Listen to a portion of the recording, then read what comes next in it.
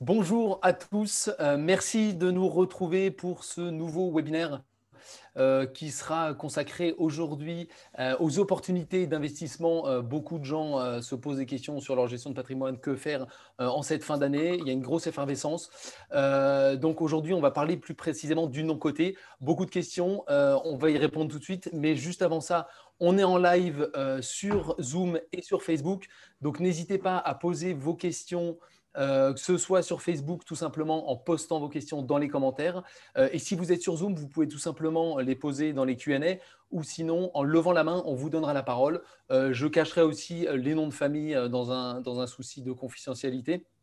Je peux changer les prénoms, il suffit de me demander directement dans le chat. En tout cas, voilà, n'hésitez pas à poser vos questions. Nos experts sont là pour y répondre. Merci à nos 5 experts de nous retrouver aujourd'hui. Merci à Didier Bujon, directeur général et fondateur du groupe Equance. Merci à Xavier Antonios, qui est président d'123 IM. Et merci à Florent Oussaïs, directeur du développement spécialiste des US Personnes, donc, qui est sur Equance aux USA. Antoine Lesault, qui est responsable de la zone Canada, et Jérôme Giette à Equance également, qui est responsable de la zone UK. Et je vais donner tout de suite la parole à Didier, qui va nous présenter le sommaire et présenter Equance. Parfait, merci Clément. Peut-être rapidement présenter Equance, et puis ensuite je passerai la parole à Xavier Antonios. Donc Equance est une société française qui est leader sur le marché de la gestion de patrimoine des Français à l'étranger. Nous avons une trentaine de personnes au siège qui est en France et la force d'avoir un réseau de consultants qui est partout dans le monde puisqu'on a une présence d'environ 55 consultants répartis dans une cinquantaine de pays. Et vous avez le plaisir aujourd'hui d'en rencontrer 3. Donc Florent Housset, on le disait, qui est associé directeur du développement, Jérôme Giet à Londres et Antoine Lesault au Québec. Alors on a l'habitude de présenter notre métier en scindant 3 secteurs d'activité. Le premier secteur d'activité qui est parfois méconnu, c'est de traiter les aspects civils dans la gestion de patrimoine d'un Français à l'étranger. On se rend compte de l'importance de ces aspects civils, donc analyse des régimes matrimoniaux lorsqu'il y a dissolution d'un contrat de mariage, donc ça arrive cas de divorce, cas de décès. Donc c'est un premier pan de notre activité. Le deuxième pan de notre activité, il est souvent plus sensible puisqu'il est d'analyser l'aspect fiscal des investissements. Et pour cela, on a développé une expertise depuis de nombreuses années sur l'analyse des conventions fiscales bilatérales. Donc, pour ce qui nous concerne aujourd'hui, on analyse les conventions fiscales entre la France et les États-Unis, la France et l'Angleterre, la France et le Canada, et ce qui nous permet d'optimiser le rendement final d'un investissement. La troisième façon d'aborder la gestion de patrimoine, c'est d'intégrer la protection du conjoint et la protection de la famille en général. Donc, ça se concrétise par la commercialisation de produits de contrats santé, de contrats de prévoyance. Et enfin, le dernier pan qui va nous occuper ce soir, c'est le conseil en investissement et le conseil en placement. Donc, pour vous donner un ordre d'idée, on investit à peu près entre 50 et 100 millions d'euros par an sur différents supports. Ces supports, on va parler du non-coté, mais pour nous, le non-coté s'inscrit dans une logique patrimoniale globale. Donc, avant d'arriver sur de non-coté, très souvent, on aura abordé les solutions d'assurance-vie. Une assurance-vie, ça reste l'enveloppe incontournable pour les résidents fiscaux français, mais également pour les non-résidents. La différence, c'est qu'on travaillera plus souvent avec le Luxembourg. On va pouvoir travailler sur les marchés cotés, donc tout ce qui est obligataire et marché d'actions. Et là également, on travaillera avec des banques françaises, mais très souvent luxembourgeoises. Il y a évidemment le troisième secteur d'activité incontournable qui est l'immobilier. Alors, dans l'immobilier, vous allez retrouver l'immobilier résidentiel que tout le monde connaît. Mais il peut y avoir aussi l'immobilier commercial. Donc, on parle là de SCPI. C'est un produit qui vit ses heures de gloire depuis une dizaine d'années. Mais il y a d'autres véhicules type OPPCI, par exemple, qui permettent d'acquérir de l'immobilier commercial. Et puis, en dernier lieu, enfin, du moins c'est comme ça qu'on le conçoit, on avait le petit cadet qui était l'investissement dans le non-coté. Voilà. Et qui donc s'intègre dans une masse générale et dans une vision globale de la gestion de patrimoine. Alors, peut-être Clément, vous vouliez intervenir, non ? Absolument, merci Didier. Il y a une question évidemment qui, alors la plus basique, c'est peut-être rapidement présenter un peu plus précisément ce qu'est le non-coté. Et alors, on est aujourd'hui entre les USA, le Canada et le UK, mais aussi on a des auditeurs depuis la France et un peu partout sur la planète. Donc, en quoi il peut intéresser les Français expatriés? Alors, le non-coté, il va intéresser le résident français, il va intéresser l'expatrié, principalement parce que il va apporter une décorrélation par rapport aux autres actifs financiers dont on vient de parler. Il est faiblement corrélé au marché d'actions cotées, d'où le terme non-coté. Donc, c'est le premier avantage. Et le deuxième avantage, c'est parfois par cette recherche de rendement supérieur à d'autres marchés que l'on vient de citer. Alors, il va y avoir un corollaire, je pense que Xavier en parlera, mais le corollaire de cette recherche de performance, c'est également une prise de risque plus élevée. D'accord. Et alors, quelles sont peut-être les différences entre le non-coté et le private equity ou capital investment? Alors, historiquement, dans le non-coté, si on se remémore les 10 dernières années, le non-coté, c'était exclusivement du private equity. Et le private equity, qu'est-ce que c'est? C'est investir en capital, donc dans des fonds propres, d'une société non cotée. Donc, ça avait un très gros intérêt, c'était une espérance de gain très élevée, et comme j'en parlais tout à l'heure, une prise de risque relativement élevée. Et puis, le private equity a commencé à faire des émules. Nous, dans les années 2010, on a constaté que certains de nos clients qui avaient pris goût au non-coté étaient disposés finalement à abandonner une partie de la surperformance constatée sur le private equity au profit d'une sécurisation un petit peu plus forte de leurs investissements. Et c'est dans ce cadre-là qu'on a commencé à travailler avec 1, 2, 3 IM, puisque là, on a travaillé avec cette société qui était spécialisée bien avant nous sur le non-coté. On a commencé à travailler avec eux pour justement chercher à réduire le risque tout en maintenant un niveau de performance élevé. Voilà, donc la principale, le private equity, c'est une partie du non-coté, mais finalement, le non-coté a évolué et il permet aujourd'hui de développer des investissements dans un cadre un petit peu plus sécurisé parfois.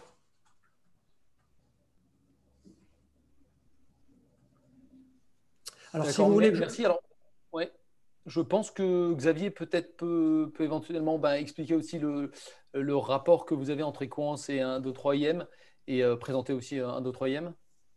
Avec plaisir. Bonjour à tous. Merci Clément. Merci Didier.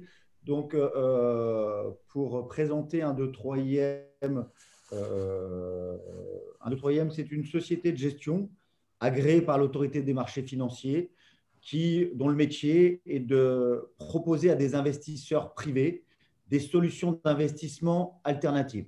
Donc, alternatives au marché plus traditionnel, au marché actions, au marché obligataire ou au marché de l'immobilier. On fait ce métier depuis 20 ans. C'est une entreprise indépendante, entrepreneuriale, même si elle a 20 ans d'existence, 100% indépendante, on l'a évoqué, et qui s'appuie. Donc, notre métier, c'est de créer des produits. Je vais revenir un petit peu dans quel support, sur quelle thématique on investit et quels sont nos sous-jacents. Et nous gérons des produits que nous distribuons à travers un réseau agréé de conseillers financiers indépendants, experts dans leur métier, qui vont eux, traiter des investisseurs privés. Donc, notre métier, nous, c'est simplement de gérer. Notre relation avec Equance, c'est qu'Equance a été agréé et de par sa notoriété, propose nos produits et sélectionne nos produits parmi différents produits pour les proposer à leurs investisseurs privés. Pour revenir sur 1, 2, 3e, quel est notre métier? Donc, pour vous donner quelques chiffres, vous les avez sur la slide. Je trouve qu'on fait le plus beau métier du monde. Ce métier, c'est celui d'accompagner les entrepreneurs dans leurs projets de création, de développement, de transmission de leur PME, de leur ETI.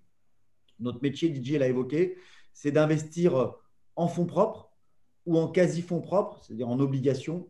Donc, au capital de ces structures, on fait confiance à un homme, on fait confiance à un projet, un homme et un projet qui doivent, dans le futur, créer de la valeur.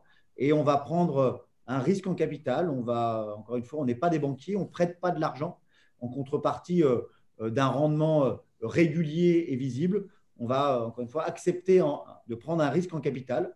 On le verra à travers 2 exemples de support, ce risque Didier l'évoquait, pouvant être modérés. On peut avoir des mécanismes de sécurité par rapport au risque pris. Mais notre métier est vraiment d'accompagner l'entrepreneur de façon à gagner avec lui quand l'entreprise est florissante et d'accepter de perdre aussi avec lui.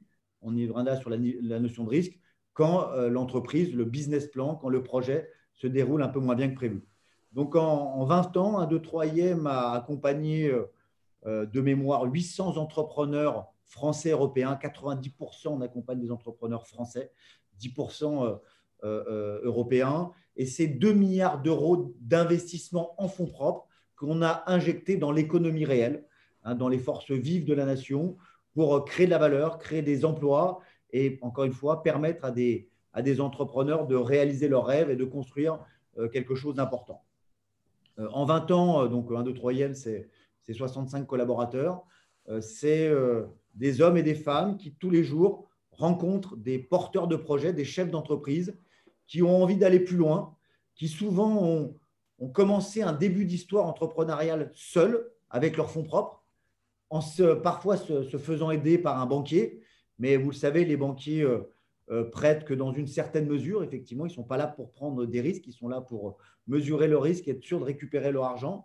Et à un moment, quand les entrepreneurs veulent accélérer, veulent aller un peu plus loin, ils s'adressent à des fonds d'investissement comme nous qui, encore une fois, allons prendre le pari d'un projet, le pari surtout d'un homme pour aller chercher de la valeur avant que l'entreprise passe entre les mains d'un industriel ou soit coté sur les marchés financiers. Donc, c'est 2 milliards d'euros d'investissement. C'est aujourd'hui encore 1 milliard d'actifs sous gestion. C'est-à-dire qu'en 20 ans, on a levé 2 milliards. On a rendu 1 milliard d'euros à nos clients. Et on est aujourd'hui en France la première société de gestion indépendante en termes de volume, en termes d'encours, qui s'adresse à des investisseurs privés via un réseau d'experts, de conseillers financiers indépendants. Merci Xavier. Alors, il y a une question évidemment qu'on se pose quand on utilise son argent, c'est quels sont les risques? Alors, quels sont justement les risques du non-coté? Alors, commençons par y aller les bons côtés. Quels sont les rewards, quels sont les gains qu'on peut avoir? Et en face, on mettra des risques. Effectivement, Didier l'a évoqué, le capital investissement est en général la dernière brique qu'on ajoute à son patrimoine. Quand on commence à se constituer une épargne, on va assez logiquement commencer par des placements plus défensifs, plus de bons pères de famille, plus liquides que sont, et qu'on se le fait très bien, l'assurance vie notamment, à travers le fonds en euros qu'on ne présente plus, qui offre une liquidité, une garantie, mais qui offre depuis quelques années un rendement en baisse constante et un petit peu tassé. Ensuite, bien évidemment, vient la brique immobilière qui est très aimée des investisseurs, des épargnants français. Et ensuite, quand on a une surface financière un peu plus importante, quand on est un peu plus éduqué, on va racheter, on va essayer de chercher sur une quote-part limitée de son patrimoine, de l'ordre de 5 à 15% en fonction de votre patrimoine financier. Vous allez accepter de prendre un peu plus de risques en contrepartie d'aller chercher un peu plus de rendement. Puisqu'on l'a évoqué, nous, on va s'intéresser à des entreprises, des PME, souvent, qui veulent devenir des ETI, qui veulent peut-être aller chercher une introduction sur les marchés, donc avant qu'elles soient cotées sur les marchés. Donc, c'est des entreprises qui sont un peu plus jeunes, sur lesquelles le risque est un peu plus fort, mais sur lesquelles on va chercher des rendements plus importants. Historiquement, le rendement moyen du non-coté, du private equity, est de l'ordre d'une quinzaine de % par an. Ça, c'est du vrai private equity pur et dur, sur des périodes de long terme et en prenant un risque en capital important. Ensuite, le private equity, je fais juste une parenthèse, c'est une classe d'actifs qui est extrêmement large. C'est comme les marchés actions. Sur les marchés actions, sur les marchés financiers, vous pouvez investir sur différentes tailles d'entreprises, sur différentes régions, sur différentes thématiques et avec soit un risque action, soit un risque obligataire. Nous, le private equity que l'on va proposer, c'est comme ça qu'on a pu séduire des conseillers financiers indépendants et notamment Equance et les équipes de Didier, c'est on s'adresse à des investisseurs privés, des patrimoniaux, on fait du non-coté patrimonial. On va essayer de chercher une surperformance par rapport aux classes d'actifs traditionnelles qui ont vu leur rendement baisser ces dernières années, quelles que soient les classes d'actifs. On va essayer de chercher cette surperformance, mais en y ajoutant des mécanismes défensifs. Donc, on accepte, Didier l'a très bien expliqué, de renier un petit peu notre performance en contrepartie d'une meilleure maîtrise du risque. Donc, il reste dans l'absolu, pour répondre à votre question, toujours un risque sur nos produits. Vous le verrez, je vais prendre deux exemples très concrets dans la foulée en vous présentant deux fonds sur lesquels Equans reviendra, qui sont en l'occurrence, c'est l'objet de la présentation d'aujourd'hui, qui sont éligibles US Person, ce qui est un fait assez rare pour des produits financiers français. Mais voilà, retenez que le risque sur le non-coté, il n'est jamais de zéro, il peut être de 100%. Et nous, on va essayer de proposer des produits qui sont avec un risque à 50% et qui sont protégés. Soit la thématique est extrêmement défensive, soit on a des mécanismes, notamment, si vous voulez bien, Didier, passer le slide, notamment sur 1, 2, 3 corporate avec une contre-garantie du Fonds européen d'investissement. Alors peut-être, Xavier, pour compléter ce que tu viens de dire, il faut peut-être spécifier les seuils d'accès, puisque à votre réponse, Clément, on a néanmoins une contrainte d'investissement, puisque ce type de solution est accessible dès lors qu'on dispose de 100 000 euros d'investissement. Et pour les US personnes, pour des raisons de compliance et de due diligence, les montants avaient été mis à 250 000 euros d'investissement. Je pense qu'avec un 2/3e, on a fait un petit travail en interne et on sera capable d'intéresser des clients dès lors qu'ils investissent 100 000 euros sur dérogation pour la partie des US personnes. Voilà. Mais c'est une façon de dire qu'il nous faut des clients dits avertis. C'est par rapport à la réglementation de l'autorité des marchés financiers, on accède à une clientèle dite avertie et c'est dans ce cadre-là qu'on peut proposer ce type de solution.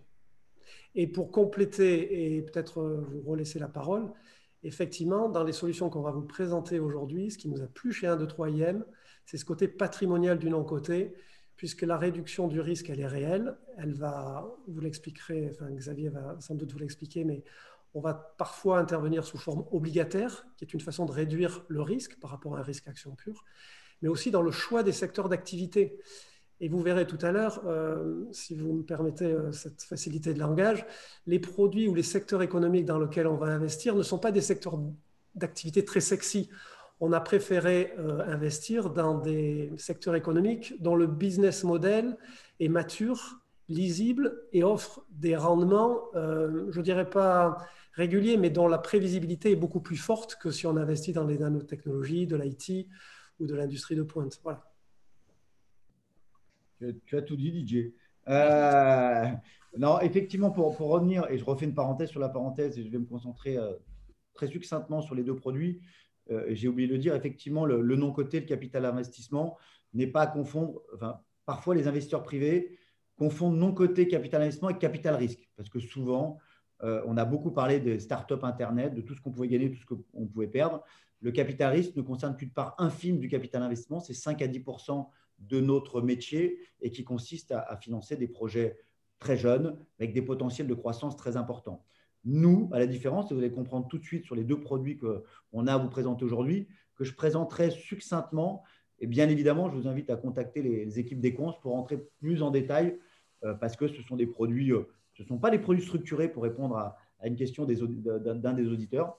Il n'y a pas de structuration, on n'est vraiment pas, il n'y a pas de couverture, on n'est pas sur les marchés. C'est un produit terrien, c'est un produit simple, c'est un entrepreneur qui vient nous voir, qui a un projet de développement, on lui fait confiance, on a validé son business plan et on va investir de l'argent à ses côtés et on va l'accompagner dans les joies et les malheurs qu'il peut rencontrer pour, au terme des 5 ans, créer de la valeur, créer une plus-value et rendre la plus-value à nos clients investisseurs qui nous ont confié ces sommes-là. Nous, on fait du non-coté patrimonial. Ça veut dire quoi? Ça veut dire que pour prendre le premier fonds, 1, 2, 3 Corporate 2020, chacun des fonds sont des fonds qui sont agréés par l'autorité des marchés financiers. C'est notre autorité de tutelle, c'est important, c'est en France, c'est visé, agréé par l'autorité des marchés. Il y a une notice, il y a un règlement, il y a une plaquette qui est validée. Ce ne sont pas des produits sauvages et je vous invite à être très vigilant, notamment les expatriés, parce que je vois beaucoup, parfois, souvent des produits qui ressemblent à des produits agréés, mais qui n'en sont pas. C'est important de le dire. Ce fonds-là, c'est un fonds commun de placement à risque. C'est un fonds 100% obligataire. Effectivement, il y a 20 ans, quand on investissait dans le capital investissement, on investissait qu'en fonds propres, en equity, en capital, dans les entreprises sélectionnées. Donc, on prenait un risque fort. Avec le temps, on s'est intéressé à des entreprises plus matures qui avaient moins besoin de capital et qui avaient un peu plus de besoin de quasi-capital. Le quasi-capital, c'est quoi? C'est entre le capital et entre la dette bancaire. C'est-à-dire que c'est une obligation, pour ceux qui connaissent ça, c'est comme une obligation d'entreprise cotée, sauf que c'est une obligation d'entreprise non cotée.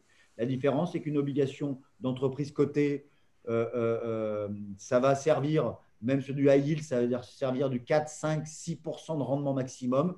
Une obligation d'une entreprise non cotée, on va pouvoir travailler sur des rendements bruts de l'ordre de 10 à 12%. Pourquoi? Parce que c'est un marché qui est moins ouvert, qui est moins transparent, et il faut aller chercher les pépites sur le terrain, alors que sur les obligations cotées, c'est encore une fois, le book est beaucoup plus ouvert.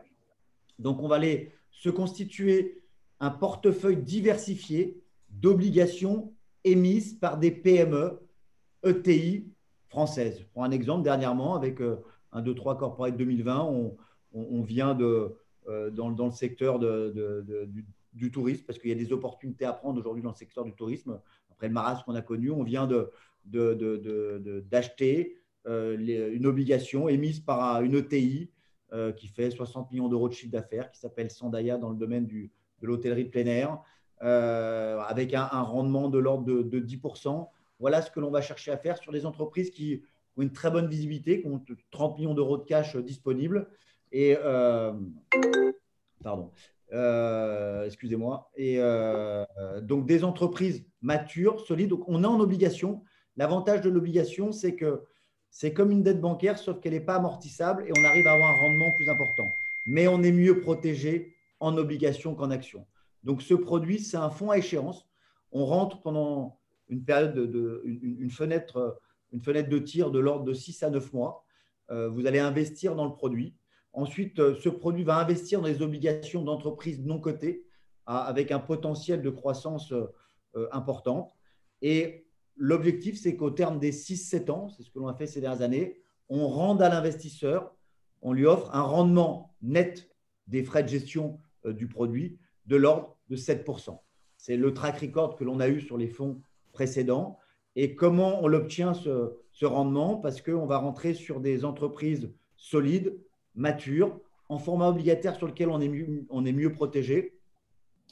Et sur le côté garantie, la garantie, la sécurité, on l'a parce que les secteurs d'activité qu'on va viser, la santé, l'immobilier, les infrastructures, sont par définition beaucoup plus défensifs qu'un certain nombre d'autres secteurs. Pardon.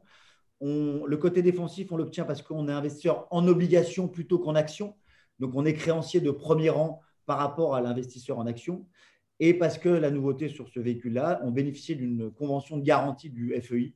Le FEI, c'est quoi? C'est le Fonds européen d'investissement qui, pour inciter les investisseurs privés français et européens à investir dans l'économie réelle, nous contre-garantit nos investissements à hauteur de 50% et bientôt 70% des pertes constatées. Il se trouve que sur la gamme corporate, on a assez peu de taux de défaut de par la résilience des secteurs que l'on finance et de par l'outil obligataire qui est beaucoup plus défensif que l'outil action. Mais en plus de ça, comme on rentre dans une période assez compliquée, on manque un peu de visibilité. On est très confiant sur les opportunités d'investissement qu'il y aura dans les prochains mois. Néanmoins, on a voulu encore une fois être ceinture bretelle et rajouter cette garantie du FEI qui fait que si on a un taux de défaut sur un dossier, le Fonds européen d'investissement va vous rembourser, vous investisseurs, 50 à 70% de la perte constatée. Donc ça, c'est un produit accessible, diversifié pour faire ses premiers pas ou pour se consolider sur le secteur du non-coté pour aller chercher un rendement qui est pas de 15%, comme on peut l'avoir sur le private equity, comme vous pourrez le lire dans les track records historiques, mais avec une maîtrise de risque beaucoup plus importante. Il y a un deuxième sujet sur lequel je souhaitais vous parler aujourd'hui, c'est le fonds Finaprom 2021. Alors là, on va faire un zoom un peu plus particulier sur la promotion immobilière et le marchand de biens en France. C'est une thématique sur laquelle on est présent depuis 10 ans, l'accompagnement des promoteurs immobiliers et des marchands de biens français. Les caractéristiques, vous les avez. On va chercher un rendement qui est légèrement supérieur, 7 à 9%, 8% en moyenne net de frais de gestion, sur un horizon d'investissement qui est un peu plus court. Sur Corporate, on était sur un horizon d'investissement d'en moyenne 6 ans, 6-7 ans. Là, on est sur un horizon d'investissement un peu plus court, 4 ans. Les tickets d'entrée sont un peu plus élevés. C'est un produit qui est un peu plus pointu, mais qui ne bénéficie pas à date de la contre-garantie du FEI. Pourquoi? Parce qu'on n'a pas souhaité opter pour cette contre-garantie, parce que par définition, le secteur de la promotion immobilière, comme on le fait depuis 10 ans, est assez bien protégé. Je ne vais pas avoir le temps de rentrer, mais pour faire simple, on accompagne quoi? Vous le savez, en France, même si vous êtes expatrié, on a un déficit structurel de logement en France et ça ne cesse de s'aggraver avec les années. On ne sort pas assez de logements neufs. Donc, il faut continuer et on a des promoteurs immobiliers qui, pour beaucoup, étaient des acteurs. Il y a quelques opérateurs nationaux dont tout le monde connaît, mais beaucoup d'opérateurs régionaux qui ne peuvent pas mettre plus de chantiers, ne peuvent pas lancer plus de chantiers par manque de fonds propres. Donc, depuis 10 ans, on s'est intéressé à ces promoteurs régionaux pour les faire grossir et pour leur permettre d'accélérer dans leur croissance, leur apporter des fonds propres pour développer plus de programmes et vendre plus de programmes immobiliers. Et c'est une activité que je vous invite à découvrir avec les conseillers des cons parce que la promotion immobilière, d'un premier abord, je vous l'accorde, ça peut être sulfureux, ça peut faire peur parce que beaucoup de gros magnats de l'immobilier ont gagné beaucoup d'argent, ont perdu beaucoup d'argent avec la promotion immobilière. En France, on a un marché qui est extrêmement,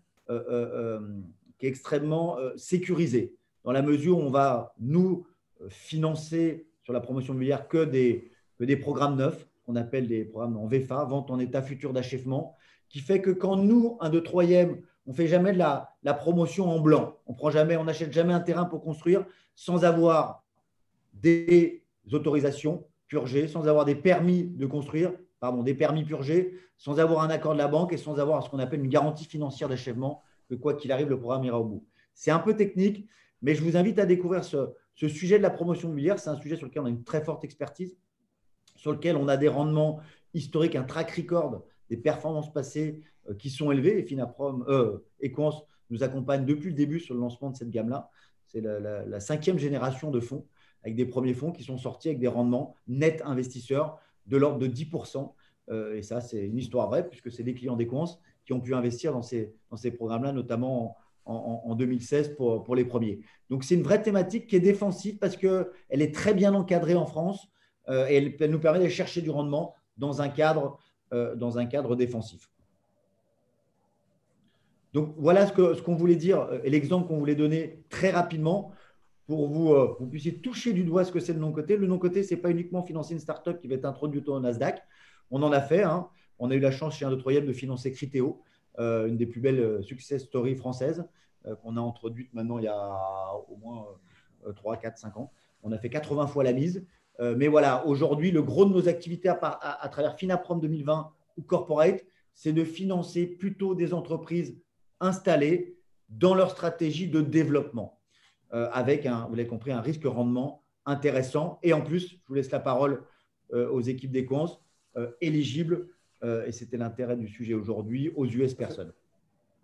Juste pour rebondir rapidement, merci beaucoup Xavier, pour rebondir avec quelques questions, mais je pense que ça a été répondu.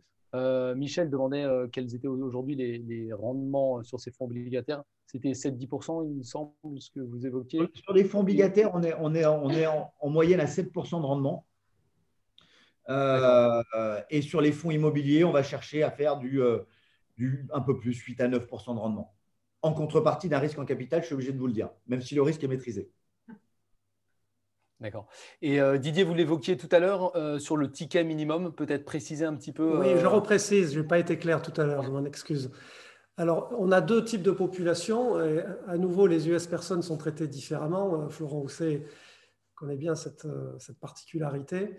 Donc, je vais d'abord parler pour un client classique. Le ticket d'entrée, il est de 100 000 € sur Finaprom et il est de 50 000 € sur le FCPR Corporate.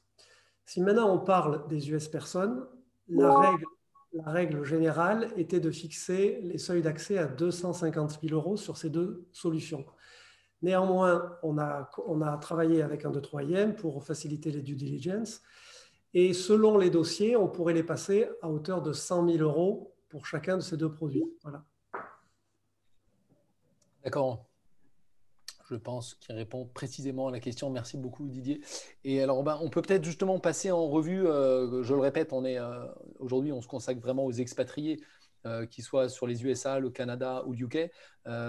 Donc, on va passer en revue un petit peu les bureaux dédiés à ces expatriés avec Florent, Jérôme et Antoine.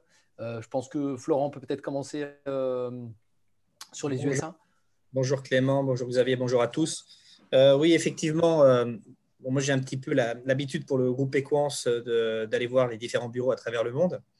Et donc, 1, 2, 3 IM, on est accompagné par leurs produits et déjà depuis plusieurs années à travers le monde. Nos clients sont ravis puisque nous avons évidemment l'habitude de faire de l'immobilier, de l'assurance vie, etc. Mais on a vraiment besoin aujourd'hui de diversifier et on le voit au quotidien.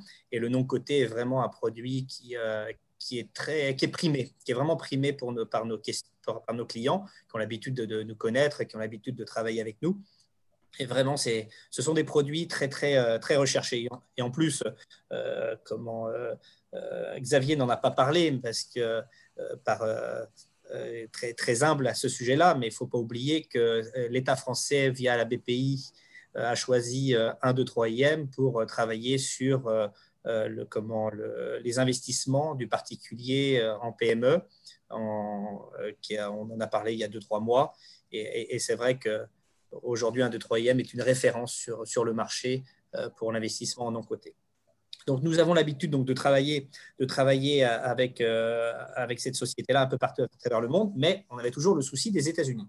On a l'impression à chaque fois que le français US person était vraiment le chat noir. On n'avait pas le droit d'investir pour X raisons. On entend même parler quelquefois qu'un Français qui vit aux États-Unis ou ailleurs, un expatrié, n'a même pas le droit de faire un crédit immobilier ou un crédit pour de la SCPI. C'est une chose qui n'est pas exacte. Je ne dis pas que c'est simple, mais c'est une chose qu'on a l'habitude de faire pour la plupart de nos clients. Alors, concernant le non-coté aux États-Unis, puisque c'est vraiment un sujet qui nous concerne aujourd'hui, c'est vrai que le Français qui vit à l'étranger, souvent, aux États-Unis, il me dit moi, c'est très compliqué de diversifier mes avoirs, étant donné que la plupart de mes fournisseurs européens nous refusent. Parce qu'il faut bien mettre un point là-dessus. Ce n'est pas les États-Unis qui interdisent. Les États-Unis ont mis des moyens pour limiter. On peut parler peut-être de protectionnisme, je reste très prudent avec FATCA, mais la plupart du temps, ce sont les fournisseurs qui refusent les US personnes. Tout simplement par peur de mal faire les choses, mal les déclarer et à ce moment-là se faire pénaliser et ensuite avoir des procès hors de prix aux États-Unis. Donc, je suis réellement satisfait et heureux que nous ayons pu, grâce à 1, 2, 3 IM, diversifier notre portefeuille aux États-Unis. Donc, effectivement, ces produits-là sont tout à fait accessibles par les Français qui vivent aux États-Unis ou on peut même européen, mais bon, généralement, notre cible, elle est vraiment française. Et la chose qui est très, très intéressante, on est évidemment en diversification du patrimoine. On peut investir en euros. Et aussi, bon, on a l'habitude de travailler aussi avec vous aux États-Unis. La plupart des personnes avec qui vous travaillez en termes de déclaration fiscale, de conseils, etc., nous travaillons aussi avec eux. Donc, on accompagnera les clients en faisant du cas par cas. Vraiment, notre spécificité aujourd'hui, c'est de faire du cas par cas, ville par ville.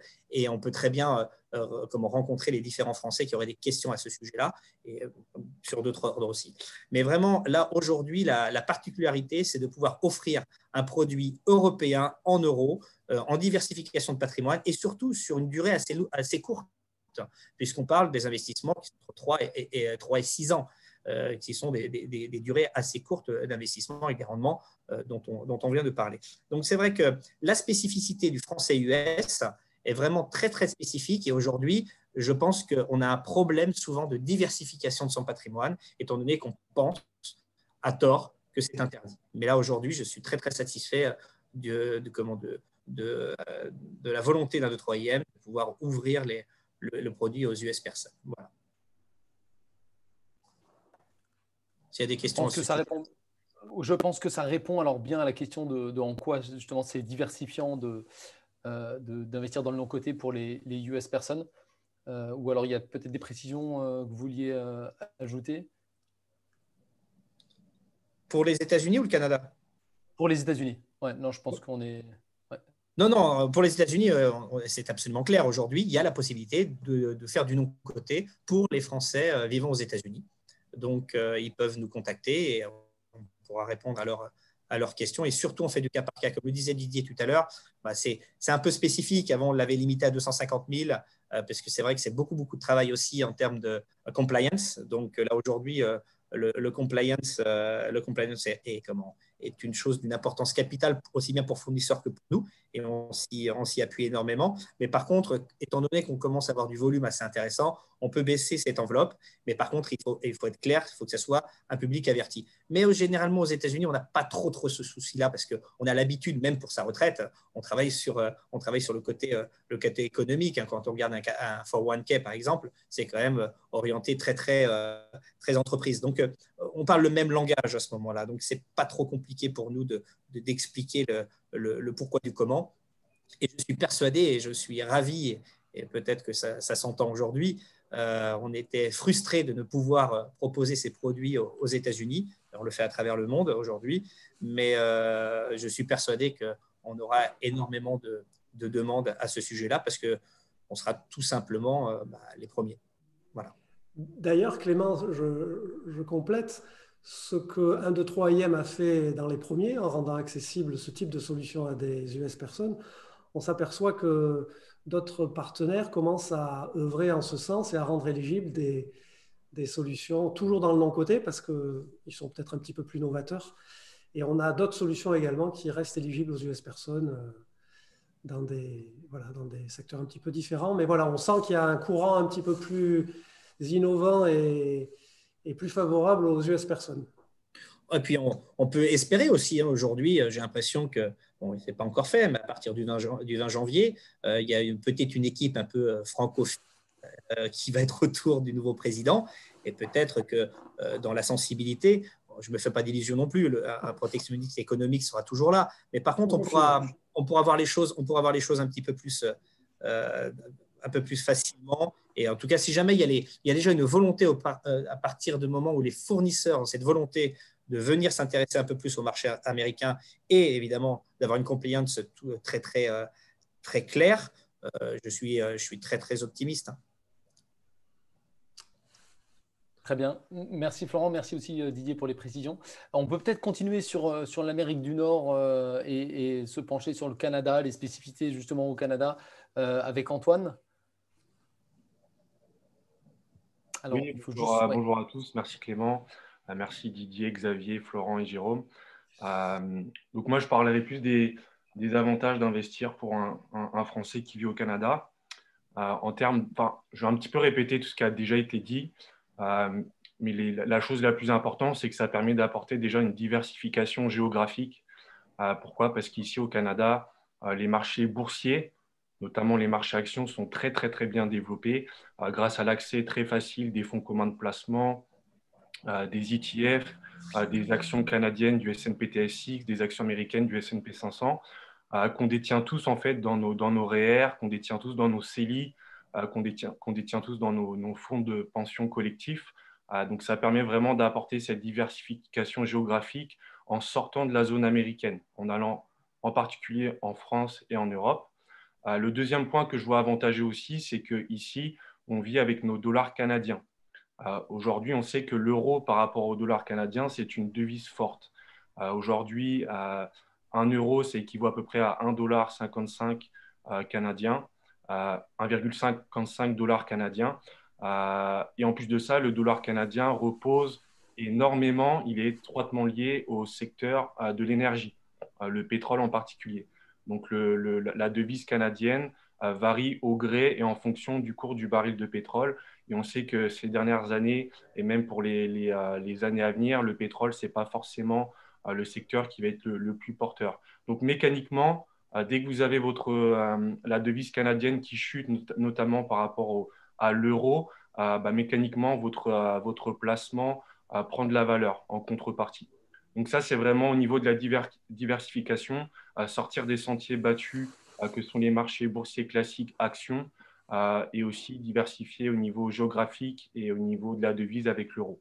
Et le dernier point que j'ajouterai, pour bien faire un comparatif vraiment très, très local, alors attention, le non-coté, comme on a dit, ce n'est pas du tout garanti, il n'y a rien qui est garanti, ni le capital, ni le rendement. Par contre, c'est sûr que c'est maîtrisé, puis il y a des experts comme Xavier et ses équipes qui permettent d'assurer un certain rendement, une certaine protection. Mais le mécanisme du non-coté est comparable à un CPG, un certificat de placement garanti au Canada. Comparable comment? C'est-à-dire que vous bloquez votre argent pendant une certaine période de temps, qui est en général quand même du moyen terme, comme a dit Florent, entre 3 à 6 ans, on va dire.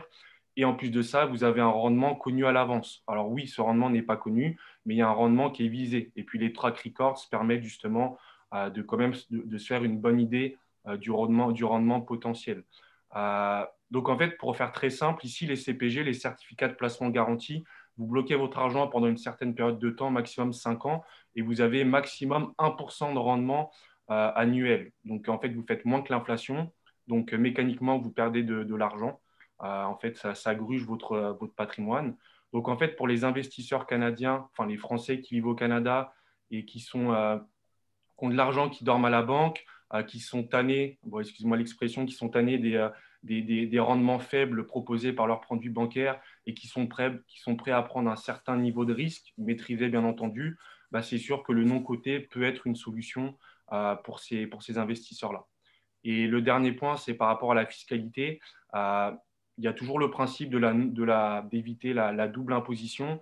Donc, les intérêts et la plus-value potentielle que vous ferez en France, vous allez payer de l'impôt dessus. Vous devez tout déclarer au Canada, donc vous devrez aussi déclarer vos intérêts et la plus-value potentielle.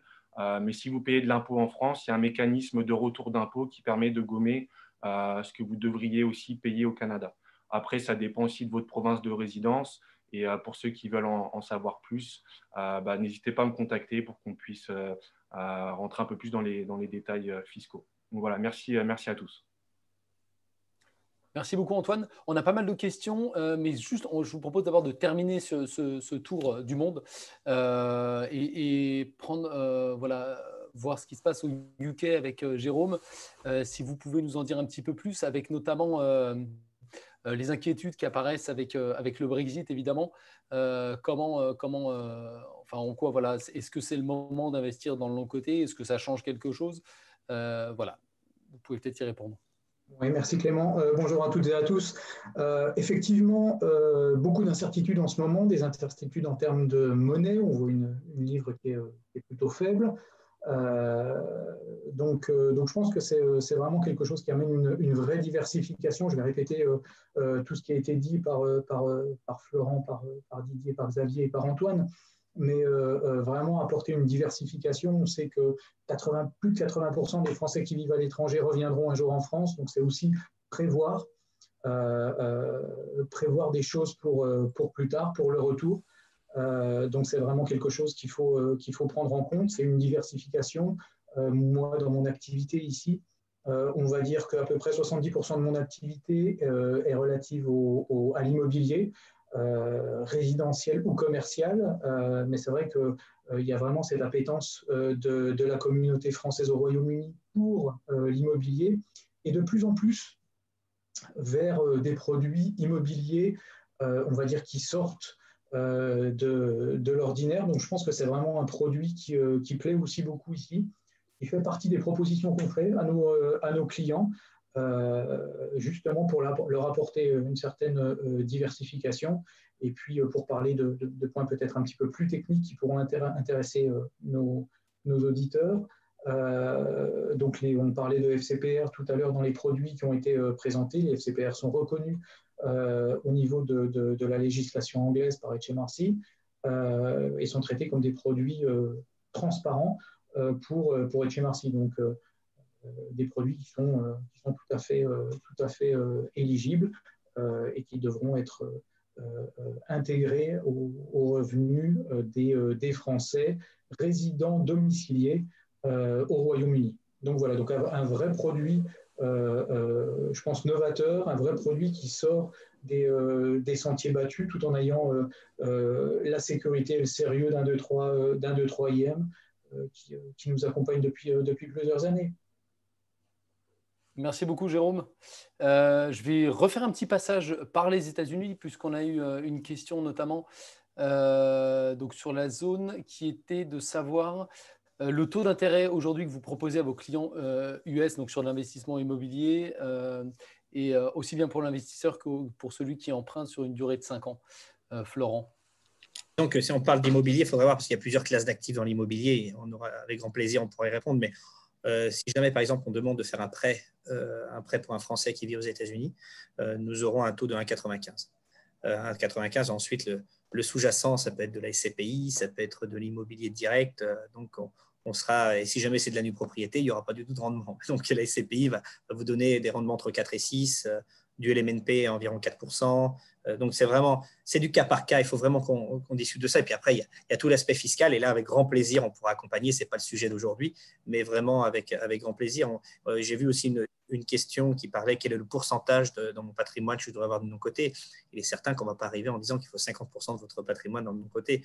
Notre travail, justement, c'est de conseiller au mieux pour répartir au mieux cette classe d'actifs. Mais aujourd'hui, c'est important d'en avoir en tout cas. Voilà. Et oui, pour rebondir toujours sur les États-Unis où l'assurance vie est assez à le vent en poupe, justement. Vous parlez de life insurance, peut-être pas forcément d'assurance. Ouais. Voilà, donc ça, je demandais comment comparer l'attractivité de ces solutions, donc de mon côté, avec l'assurance vie américaine. La life insurance est un produit merveilleux, et notamment pour des Français qui vont rester aux États-Unis. Il y a plusieurs attraits, notamment fiscaux. Et souvent, on le confond, le life insurance, avec l'assurance vie. On pourrait comparer un peu le life insurance aujourd'hui aux États-Unis avec des anciens produits que nous avions en Europe, parce que dedans, il y a aussi une véritable assurance en cas de décès. Donc, ce sont des assurances mixtes aujourd'hui qu'on ne peut plus faire en France. Mais je ne dis pas que l'un est mieux que l'autre, c'est de la complémentarité. Aujourd'hui, vous allez avoir de la life insurance très, très intéressante en dollars aux États-Unis. Là, on parle d'un produit européen, un produit diversifié. Vous êtes un Français qui vit à l'étranger. Automatiquement, vous êtes différent. Même si jamais on se sent, je vis depuis près de 20 ans à l'étranger, on se sent peut-être un petit peu différent, mais on est Français. Et on ne sait jamais ce qui peut arriver dans notre vie.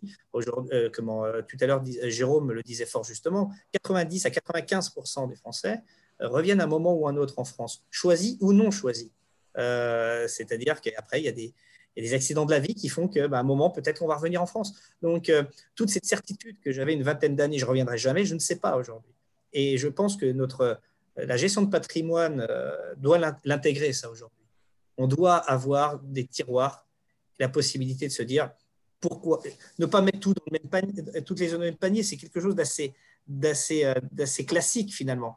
Et je pense qu'aujourd'hui, nous sommes Français, nous vivons à l'étranger, mais arrêtons de faire du French bashing. Au contraire, aujourd'hui, je le dirais même, c'est notre diversification culturelle doit aussi transpirer par notre diversification patrimoniale. Merci beaucoup, Florent, pour ces précisions. Je vais rebondir sur une question qui est un peu plus globale. On va revenir sur ce qu'on a évoqué avant. Juste pour bien comprendre le produit, le rendement est-il versé de façon annuelle ou à la fin du cycle d'investissement? Et la question suivante est aussi, qu'en est-il de l'imposition de ces produits? Alors, pour ma part, je vais répondre à la question qui me concerne sur la fréquence des versements des coupons ou non. Sur les deux produits présentés, c'est ce que j'évoquais tout à l'heure. On ne fait pas le métier d'un banquier. Le métier d'un banquier, c'est qu'il prête de l'argent. En face, il faut qu'il ait une visibilité sur les flux, donc il ne prend pas beaucoup de risques. En tout cas, il ne prête pas sur la partie risquée. Et en contrepartie, ça, il amortit du capital et il récupère une partie amortissable et des intérêts. Nous, pour avoir les rendements que l'on cherche à avoir, c'est ce qu'on appelle de la dette privée. Donc, c'est une couche de dette qui est junior par rapport à la dette bancaire, mais senior par rapport au capital investi. Ce qui fait, c'est qu'on appelle une dette boulette, une dette in fine. C'est-à-dire qu'on va, notamment sur le fonds corporate, on va mettre à disposition de l'entrepreneur une somme d'argent qui n'a pas le risque du capital, c'est une obligation, mais il va nous payer un coupon annuellement, mais qui n'est pas à redistribuer, qui permet d'assurer le fonctionnement du fonds. Et le coupon principal est capitalisé au moment du remboursement de l'obligation qui, en général, se fait au terme des 4-5 ans. C'est pour ça qu'on a une durée de vie sur 1, 2, 3 Corporate 2020 de 5 à 7 ans, puisqu'en général, quand on achète une obligation émise par une entreprise non cotée, elle a une maturité de 5 ans et le capital et les coupons capitalisés sont reversés au moment du remboursement. Donc, il n'y a pas de revenu annuel. Et c'est pareil pour la partie Finaprom où on va mettre, là on est en equity, en fonds propres dans les opérations de promotion. Donc, il n'y a pas de rendement courant et on est remboursé, on perçoit la plus-value à la sortie au moment du débouclage de l'opération. Il existe néanmoins, donc ça c'est sur les 2 produits présentés, néanmoins on a quelques produits un peu plus pointus. Kekwon a à sa disposition aussi, qui ne sont pas présentés là, qui ne sont pas des US personnes, mais il nous arrive de structurer les produits avec le versement d'un coupon, mais ça ne concerne pas les 2 produits là en l'occurrence. D'accord. Pour parler de la fiscalité, Clément, en fait, dans les 2 produits que l'on a présentés, nous sommes en fiscalité de valeur mobilière. Et si je fais simple, lorsqu'on parle de valeur mobilière, la fiscalité est payée dans le pays de résidence. Donc, si aujourd'hui on a la chance d'avoir un client US personne vivant aux États-Unis ou bien au Canada ou bien en Angleterre, ça sera la fiscalité des valeurs mobilières de l'un de ces 3 pays. Voilà. La France ne prélèvera pas de retenue à la source, à la différence de produits immobiliers que la plupart de nos clients et auditeurs ce soir connaissent, où là, on sait qu'il y a un prélèvement à la source qui est effectué par l'État français. Voilà. Mais dans la présentation de ces 2 solutions, la fiscalité reste locale.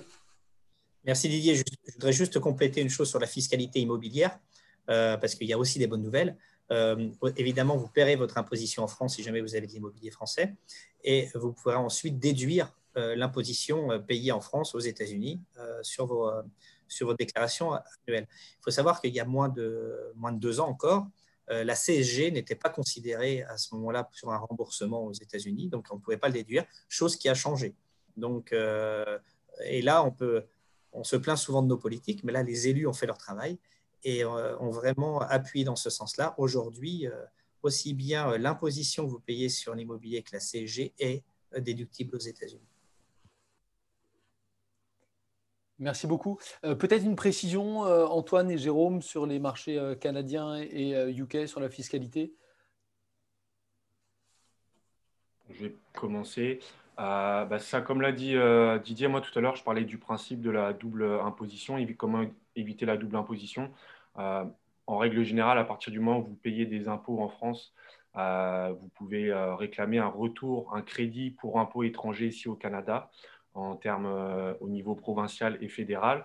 Si on est vraiment sur un produit purement classifié valeur mobilière, comme l'a dit Didier, ça, c'est toujours sous réserve de confirmation d'un fiscaliste et d'un comptable, savoir comment ici au Canada ce genre de produit est traité. Mais si c'est le cas et c'est de la valeur mobilière, alors en effet, tout sera imposé au Canada et donc rien en France.